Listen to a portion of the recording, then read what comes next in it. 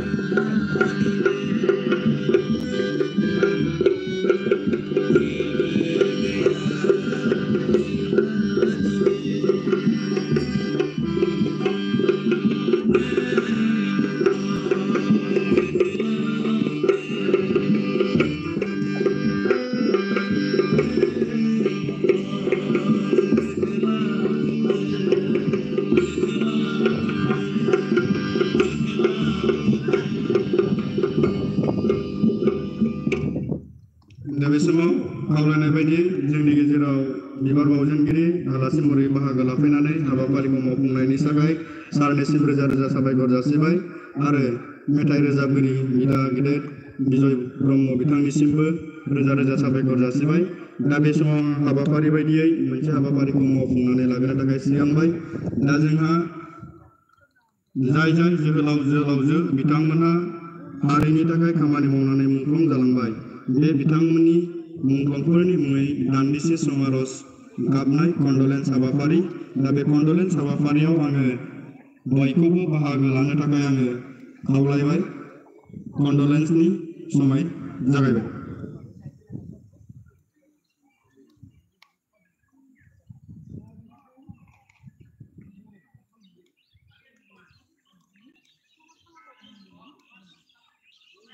जोब्बाय। दा दाहा फोरमायनाय हाबाफारि बेवहाय बाहागो लानायनि थाखाय साफ्रोमनिसिमबो साबायखर जासिफिनबाय। दा जोंहा हाबाफारियै दङ दिनैनि बे मुंख्लं खाम्फायाव बिबार बावजेनगिरि आलासि महरै हांख्रायनानै लाबोजानाय आलासिनि बिबुंथि दङ। दा बे समाव आङो सारखौ बिबुंथि लाखिनो थाखाय आं बे समाव खावलायबाय। आरो नांजाबफा आफादनि जाय जाय बिथांमोना मुंख्लं खाम्फायाव बिबार बावाखै बिथांमोनखौ लासै लासै बिबार बावनो थाखाय आं बे समाव खावलायबाय।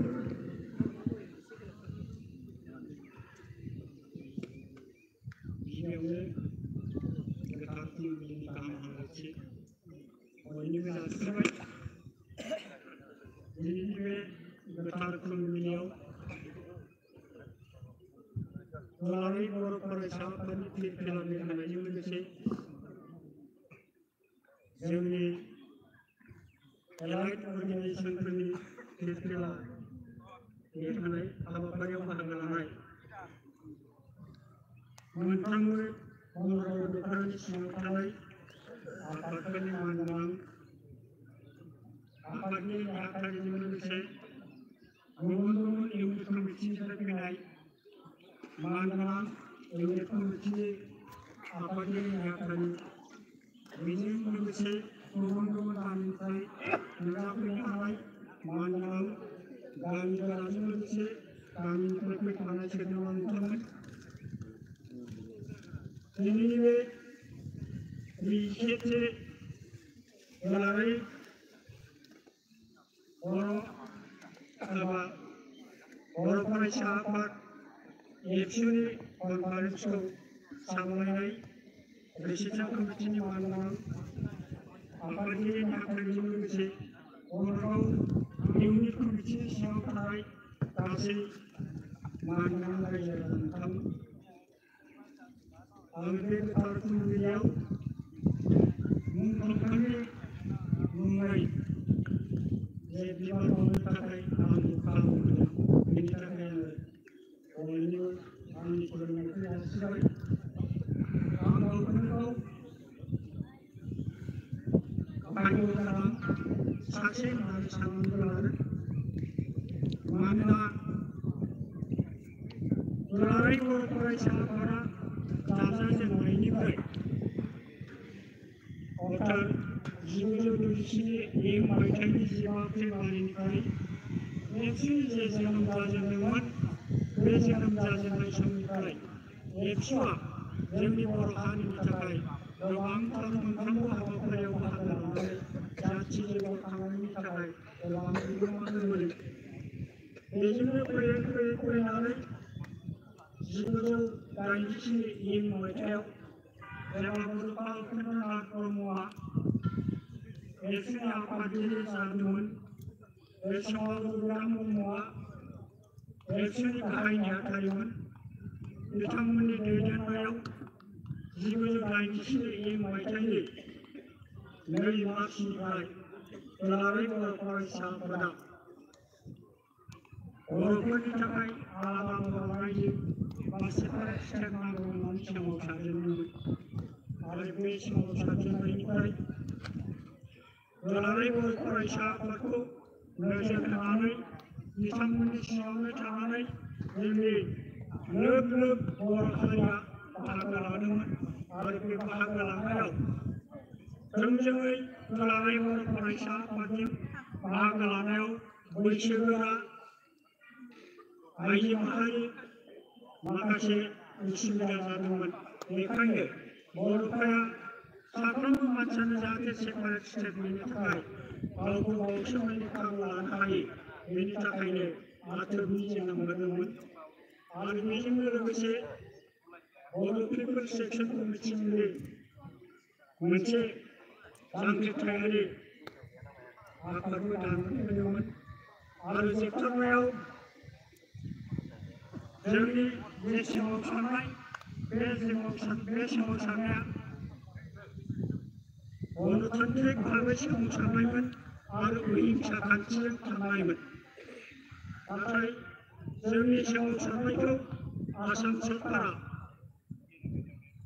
गावसिनि गोख्रों आखाइनि गेजेरजों दमन खालामनो नाजादोंमोन।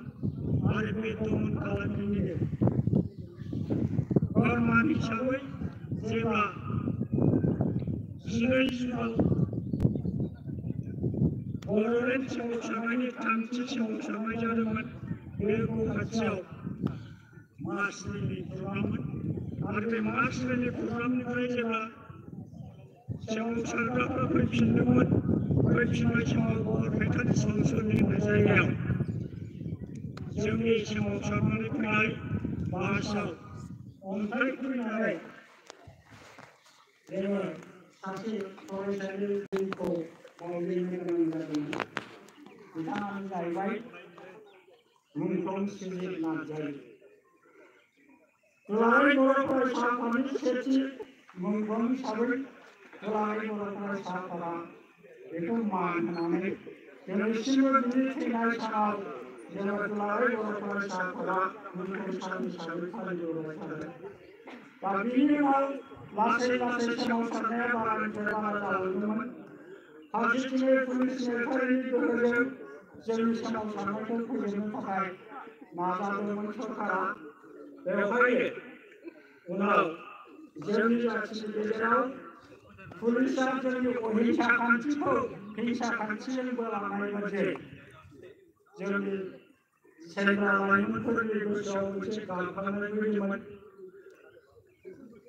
जेब्ला इंराजफ्रा भारतखौ सासन खालामबाय थादोंमोन, महात्मा गान्धीनि अहिंसा खान्थिजों सोमावसारनायाव जेरै ब्रिटिशफ्रा जोंनि भारतारि सुबुंफोरखौ गावथारग्लुंदों, बुथारदों, बेनि एगेन्स्टै नेताजी सुभाष चन्द्र बसुनि दैदेननायाव जेरै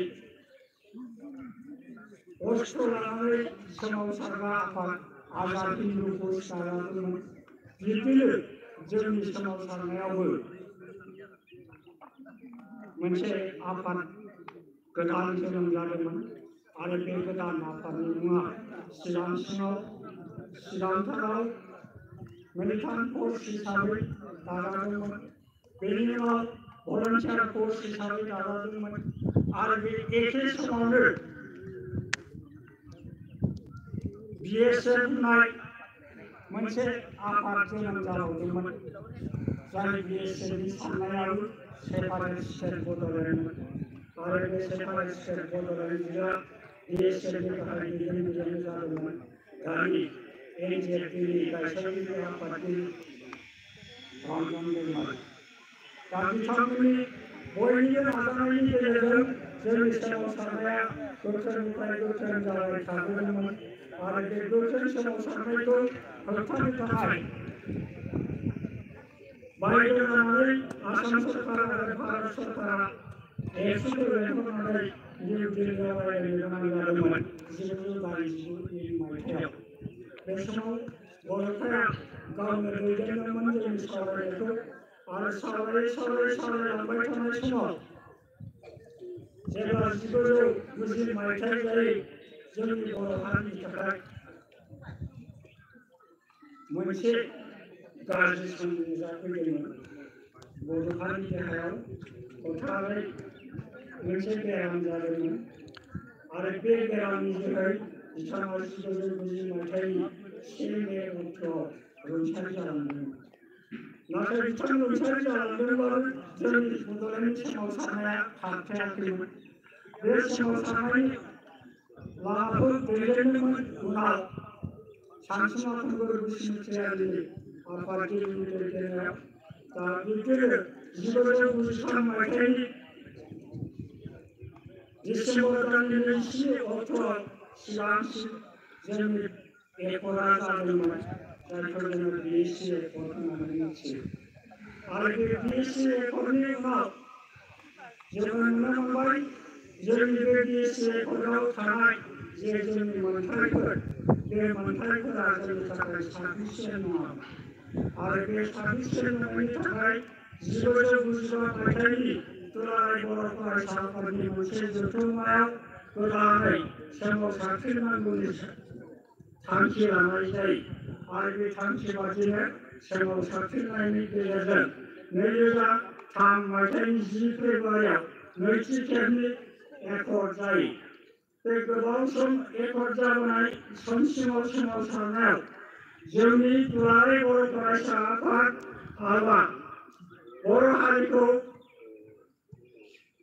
गावस्रानो थाखाय आसाम सरकारा माखासे गाज्रि खामानि मावदोंमोन जाय खामानिफोरनि बेन्दोंआव जोंनि मानसियानो जोंखौ फोनांजाबफानानै जों बुथारलायदोंमोन आरो बे बुथारलायनायनि गेजेरावनो जोंनि गेजेराव पुलिस मेथाइजों जेसेबां थैदों बुंनो थांब्ला जोंनि बुथारलायनायनि गेजेरावसो बांसिन थैदों आरो बे बांसिन थैनांनायफोरखौबो दुलाराय बर' फरायसाफोरा जोङो बड'लेण्डनि सोमावसारनायजों लोब्बा थानानै थैनांनायलाय बयखौबो मुंख्लं होननानै फोसावदों आरो बे मुंख्लं होननानै फोसावजानाय सुबुंफोरनि गेजेराव जोंनि बे बङाइगाव एबसुनि सिङावबो 13 सुबुंफोरा जिउ गोमानो गोनां जादोंमोन आरो बिथांमोननि गेजेराव जोंनि सेथि मुंख्लंआ जाहैबाय सिमारि इउनिट कमिटिनि सिङाव थानाय मेदिनीकान्त बसुमतारी नैथि मुंख्लंआ जाबाय जोंहा गसाइगाव इउनिटनि प्रदीप कुमार मुसाहारि एबा ब्रह्म बिथाङा इउनिट कमिटिनिबो प्रेसिडेन्टमोन जाय समाव थैदों आरो बिनिफ्राय जोंहा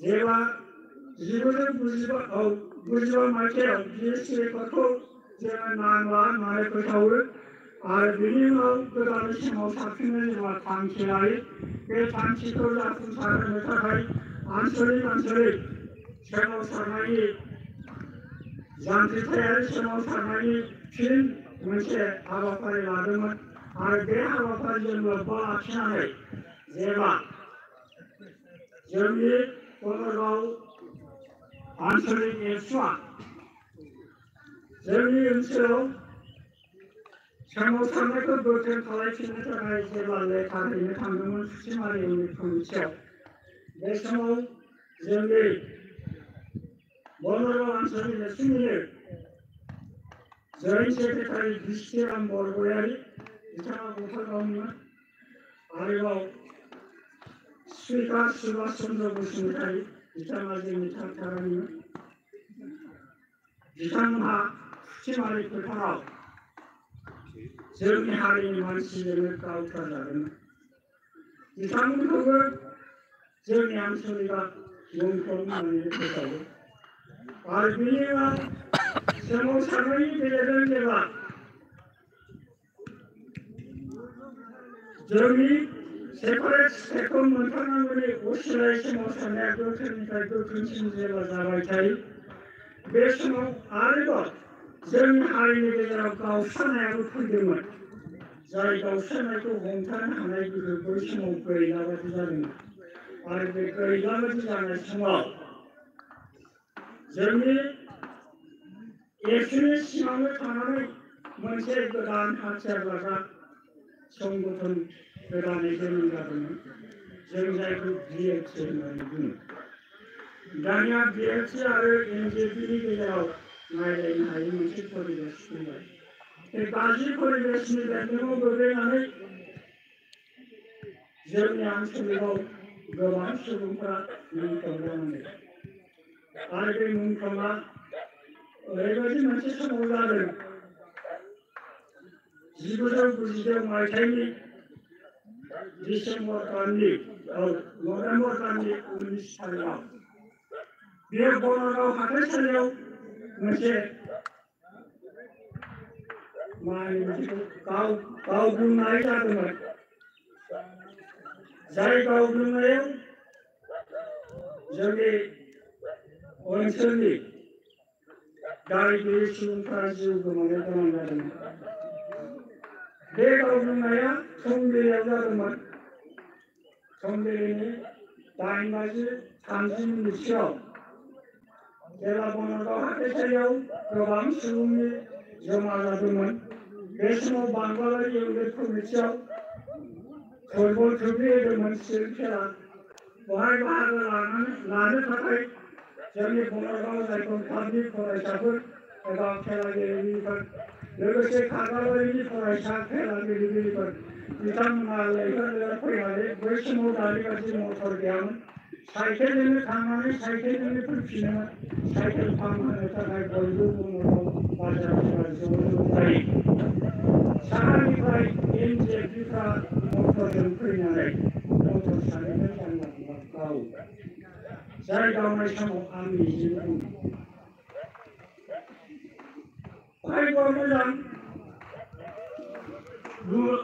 मुंख्लं जानायफोरनि गेजेराव जेसेबां मानसि थैनांगौमोन बेसेबां थैनाय जायाखै।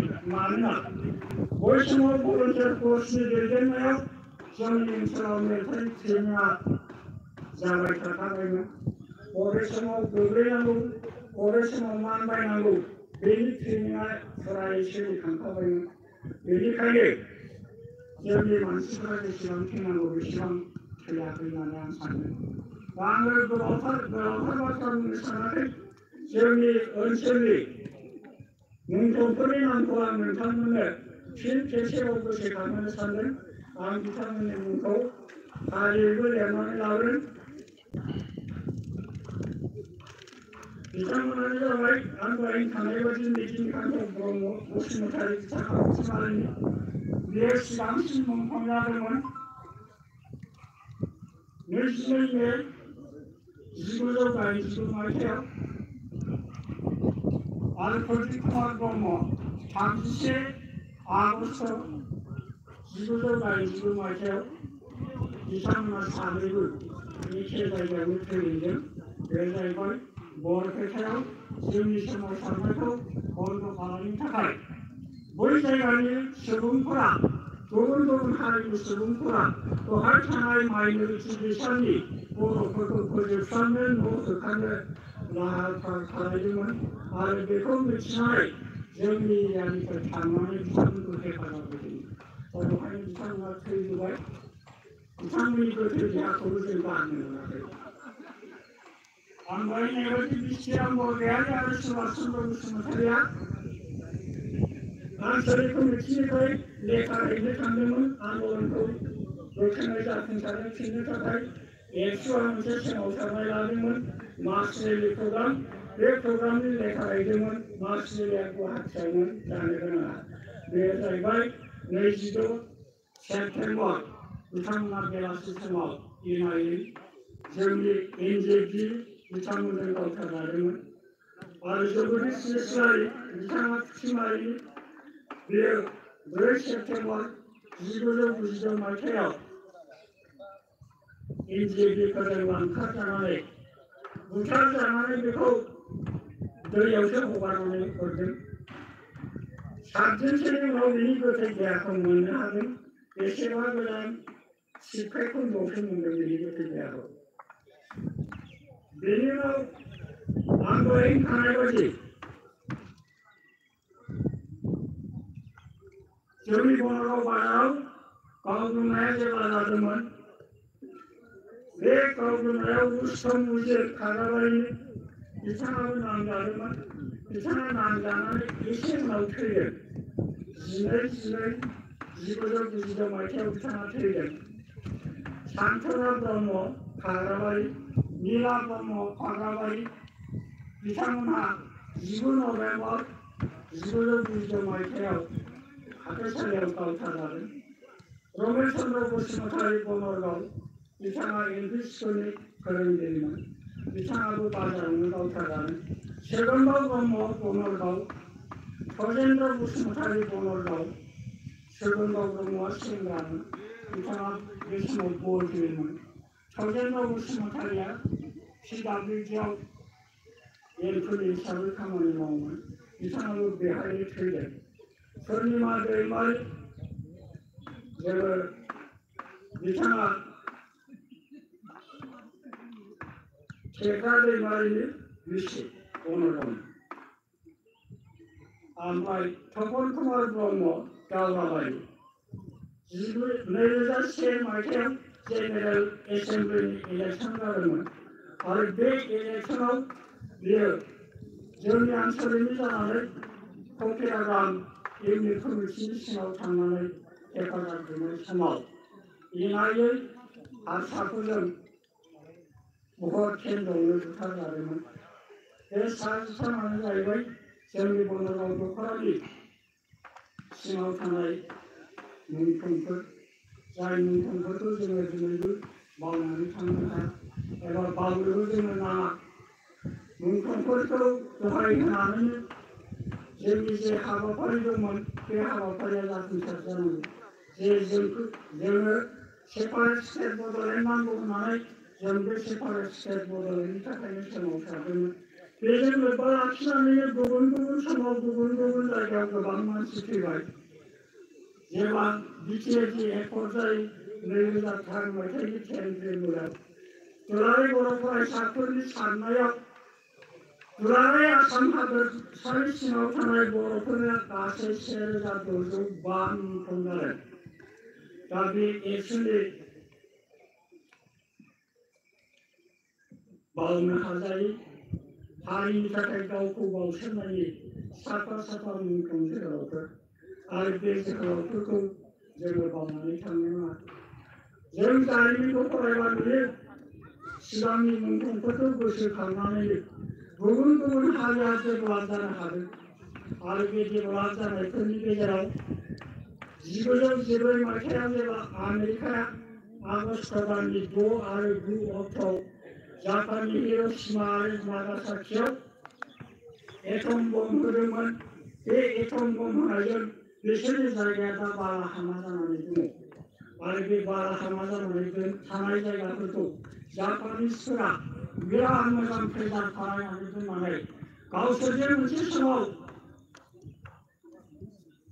गोग्लैसोथारनांगोन एबा आमेरिकानि सिङाव थानानै